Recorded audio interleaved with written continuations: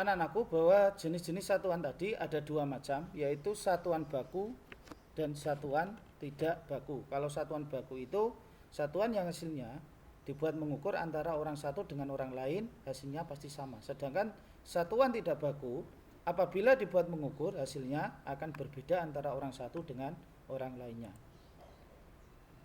Coba anak-anakku sekalian, kalian perhatikan. Ini gambar apa? Ya, ini gambar sebuah gajah. Ya, coba kalian deskripsikan tentang bagaimana cara mendeskripsikan objek ini. Ya, ini namanya gajah. Di fisika ini adalah ilmu yang menjelaskan, mendeskripsikan fenomena alam yang menjadi objek. Jadi pengamatan itu pasti kita mengamati yang namanya objek atau benda. Nah, di sini ada dua macam deskripsi sesuai dengan pengamatan kemarin pada materi objek IPA dan pengamatannya. Ada yang namanya deskripsi kuantitatif. Kuantitatif kemarin itu menggunakan angka, sedangkan deskripsi kualitatif itu kemarin pengamatan yang menggunakan panca indera. Ya, contoh kuantitatif. Gajah tingginya 2,5 meter. Masa beratnya 4 ton, panjangnya 5 meter. Nah, ini namanya kuantitatif. Sedangkan kualitatifnya menggunakan panca indera, gadingnya panjang. Ternyata gajah itu lebih tinggi daripada orang. Dan tenaga gajah juga lebih kuat daripada orang. Ya. Tuh. Ini termasuk besaran fisikanya, ada dua ini. Sedangkan besaran non fisikanya yang tidak bisa diukur, emosinya labil, kulitnya kasar, warnanya coklat. Nah, ini tidak bisa diukur. Ya. Nah, seperti tadi tingginya gajah tadi adalah 2,5 meter, masanya 4 ton, panjangnya 5 meter. Nah, bagaimana cara mendapatkan angka-angka ini? Ya, ada 5 meter, ada 4 ton, ada 2,5 meter tingginya. Untuk mendeskripsikan objek secara fisika atau kuantitatif diperlukan pengukuran. Nah, apa tadi yang dimaksud dengan pengukuran? Mungkin di awal tadi sudah saya jelaskan bagaimana caranya mengukur dan apa yang digunakan untuk mengukur objek tersebut. Nah, ini ada 3. Ya. Pengukuran. Ya, ini. Jadi dalam eksperimen kita harus melakukan yang namanya pengukuran. Karena pengukuran sangat penting dalam ilmu IPA, terutama ilmu fisika. Nah, perhatikan ini. Ini semuanya ada beberapa gambar mengukur. Kalau ini menggunakan tangan, hasta. Nah, ini mengukur tinggi. Kalau ini adalah menimbang berat ya atau masanya. Nah, ini sama. Untuk menentukan ukuran atau kapasitas suatu besaran dengan cara membandingkan dengan besaran tertentu yang sejenis yang digunakan sebagai satuan. Contoh mengukur tinggi ya menggunakan sentimeter, mengukur berat massa menggunakan kilogram. Ya. Nah, ini termasuk caranya mengukur ya. Ada mengukur benda, objek ya, ada mengukur berat. Nah, ini ada juga mengukur waktu menggunakan jam, menggunakan sinar matahari. Nah, contoh di sini adalah yang dapat dijadikan alat ukur waktu adalah segala sesuatu yang berulang secara periodik, contohnya rotasi bumi atau revolusi bumi. Ya. Baik, selanjutnya kita mengenal yang namanya alat-alat ukur. Ya, silakan kalian buka untuk buku penunjang kalian atau buku paket. Macam-macam alat ukur. Yang pertama alat ukur panjang.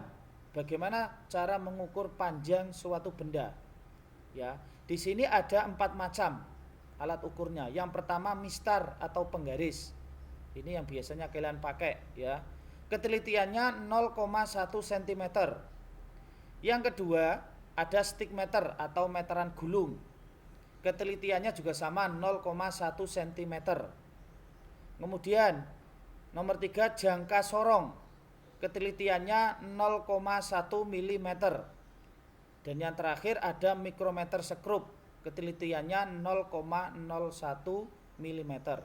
Untuk yang jangka sorong sama mikrometer skrup nanti akan saya bahas pada pertemuan berikutnya ya, bagaimana cara mengukur menggunakan kedua alat ini.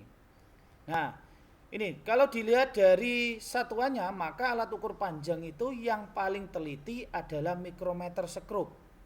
Karena di sini ketelitiannya menggunakan satuan milimeter, mulai dari 0,01. Jadi alat ukur panjang, kalau nanti ada pertanyaan, apa itu alat ukur panjang dimulai dari yang paling teliti, berarti mulai dari ini, mikrometer skrup, jangka sorong, stikmeter, baru mistar. Ya. Terus yang kedua, alat ukur massa. Alat ukur massa atau berat itu ada 4 macam, neraca atau timbangan. Yang kedua ada neraca kimia untuk mengukur massa dalam gram. Yang ketiga ada neraca elektronik atau digital. Ini yang biasanya digunakan kalau ada angka-angka, contohnya pada penjual buah itu ya, itu neraca digital. Terus ada neraca lengan, yang biasanya banyak sekali untuk yang kita jumpai ya. Yang ketiga ada namanya alat ukur waktu. Ini dibedakan menjadi 2. Kalau zaman dahulu kan belum modern, jadi zaman dahulu itu mengukur waktu dengan menggunakan jam matahari, jam pasir dan sebagainya. Sedangkan kalau zaman sekarang karena sudah modern menggunakan waktu dengan menggunakan arloji, pengukur waktu, digital stopwatch dan sebagainya. Ini alat ukur waktu, jadi dibedakan menjadi 2. Sedangkan yang terakhir, alat ukur yang terakhir ada alat ukur volume, juga dibedakan menjadi 2, yaitu alat ukur untuk mengukur benda yang bentuknya teratur dengan menggunakan rumus. Jadi kalau benda itu bentuknya teratur menggunakan rumus, contohnya kubus, balok dan lain-lain. Sedangkan untuk mengukur benda yang bentuknya tidak teratur, ini menggunakan gelas kimia yang diisi air. Jadi bedanya di situ. Jadi kalau bendanya itu teratur, itu menggunakan rumus. Sedangkan kalau bendanya tidak teratur, maka menggunakan gelas kimia yang diisi air. Ya, itu tadi ya anak-anak ya. Jadi alat-alat ukur, macam-macam alat ukur ada 4. Yang pertama alat ukur panjang ada 4, alat ukur massa ada 4, alat ukur waktu dibagi menjadi 2, sedangkan alat ukur volume juga dibagi menjadi 2. Nah, ini salah satu contohnya bagaimana cara mengukur panjang tali, jarak dari titik paling kiri ke titik paling kanan. Definisinya berapa atau cara mengukurnya dibandingkan dengan jengkal, berapa hasilnya? Panjang tali 2 kali panjang jengkal. Nah, di sini ya contoh-contohnya. Ya. Baik, itu anak-anak untuk materi pada pagi hari ini. Mungkin nanti kalau masih kurang paham, silakan kalian bisa bertanya melalui grup kelas, baik itu melalui WA atau melalui grup e-learning madrasah untuk kelas 7 materi IPA ya. Demikian yang dapat saya sampaikan. Tetap semangat belajar ya untuk meraih cita-cita kalian ya. Terima kasih, sekian. Wassalamualaikum warahmatullahi wabarakatuh.